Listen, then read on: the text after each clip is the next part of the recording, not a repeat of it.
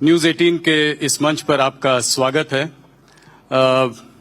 मेरे साथ हैं अमित शाह, देश के गृह मंत्री, भारतीय जनता पार्टी के चाणक्य, और सबसे ज्यादा इस वक्त भारतीय जनता पार्टी के चुनाव को यहां पर देख रहे हैं, संभाल रहे हैं, तो उस बारे में कुछ चर्चा करेंगे। अमित जी, ये आपका तीसरा चुनाव है जो आप बिहार में आपके उसमें संरक्षण में देखा जा रहा है। तो 2015 में जो है आप दूसरी तरफ थे, ये नीतीश जी और लालू साथ में थे, आपकी हार हुई थी। उसके बाद 2020 में आपकी जीत हुई। इस बार इस चुनाव में आप क्या देख रहे हैं? क्या आंकड़ा दीजिए कि कितनी सीटें आएंगी आप एनडीए के लिए? देखिए, आंकड़ा देना तो बहुत दिक्कत होती है, परंतु मैं आपके चैनल के माध्यम से देश भर के दर्शकों को इतना जरूर बताना चाहता हूं कि इस बार हम 2/3 बहुमत से ज्यादा सीटें जीतकर बिहार में सरकार बनाएंगे। मैं जब 2/3 बहुमत कह रहा हूं तब हम एनडीए की बात कर रहे हैं। एनडीए का गठबंधन 2/3 बहुमत से ज्यादा सीटें जीतकर मोदी जी और नीतीश जी के नेतृत्व में यहां सरकार बनाएगा। और मैं सारे देश के दर्शकों को ये भी बताने जा रहा हूं कि मैं जितना घूमा हूं बिहार में अभी, मैं स्पष्ट रूप से देख रहा हूं कि एक वेव एनडीए के पक्ष में है और हमारी सीटों के मार्जिन में भी अप्रत्याशित बढ़ोतरी इस बार होने वाली है। ये क्या वेव देख रहे हैं? किस चीज की वेव है ये? इतने सालों से नीतीश जी की सरकार यहां पे है, तो ये तो प्रो इनकम्बेंसी वाली बात हो गई।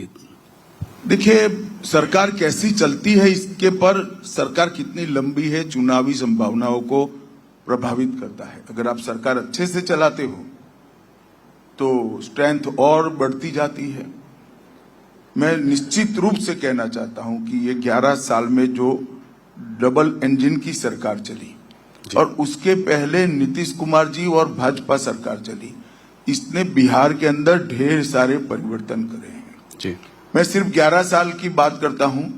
लगभग बिहार में ही इस 11 साल में 8,52,00,000 गरीबों को प्रति माह प्रति व्यक्ति मुफ्त अनाज 5 किलो मिलता है। लगभग 87 लाख किसानों को सालाना 6,000 रुपया प्रधानमंत्री किसान योजना का मिलता है। इसके साथ साथ 44 लाख लोगों को घर मिल चुका है। 33 लाख और लोगों को घर आवंटित हुआ है। लगभग 3,53,00,000 आयुष्मान भारत का कार्ड, जिसमें 5 लाख रुपए तक का इलाज, हॉस्पिटलाइजेशन, ऑपरेशन, दवाइयां, सारे टेस्ट फ्री मिला है। और लगभग इसमें हजारों करोड़ रुपया बिहार के गरीब का बचा है। जनधन योजना में 6,60,00,000 बैंक अकाउंट, जो कांग्रेस पार्टी 70 साल से नहीं खोल पाई थी, हर गरीब को बैंक अकाउंट हमने दिया है। 1,60,00,000 लोगों को पीने का पानी दिया है। 1,33,00,000 लोगों के घर में गैस का सिलेंडर पहुंचाया है। और इतने ही लोगों के घर में शौचालय बनाने का काम नरेंद्र मोदी जी के नेतृत्व में बिहार की भूमि पर हुआ है। मैं इस सबका योग बना लूं तो भी आप समझ सकते हैं कि कितना बड़ा वेव सृजित कर सकता है। और इसके साथ साथ बुनियादी समस्या है, आज बिहार का कोई कोना ऐसा नहीं है जो पटना से कम 5 घंटे ट्रैवलिंग का टाइम कट हो गया होगा। कोई कोना ऐसा नहीं है। कहीं पर भी जाइए, 2 घंटा, 3 घंटा, 5 घंटा, 4 घंटा। मैं आज ही पूरा दौरा कर आया हूं। सब लोग यही कहते हैं कि जिस प्रकार के रोड बने हैं, गंगा जी पर जिस प्रकार के नए पुल बने हैं, 10 पुल और बन रहे हैं। बिहार को रोड, रस्तों से, पुलों से जोड़ने का काम ये 11 साल में जबरदस्त अच्छे तरीके से हुआ। बिहार 2 एम्स मिले हैं, एक दरभंगा में मिला, दूसरा पटने में है। 2 नए एयरपोर्ट मिले, दरभंगा हो चुका है, पूर्णिया होने जा रहा है। पटना में एक और नया एयरपोर्ट बन रहा है। तो बिहार को एक प्रकार से विकास के रास्ते पर पटरी पर चढ़ाने का काम नरेंद्र मोदी जी और नीतीश कुमार जी के नेतृत्व में हुआ है।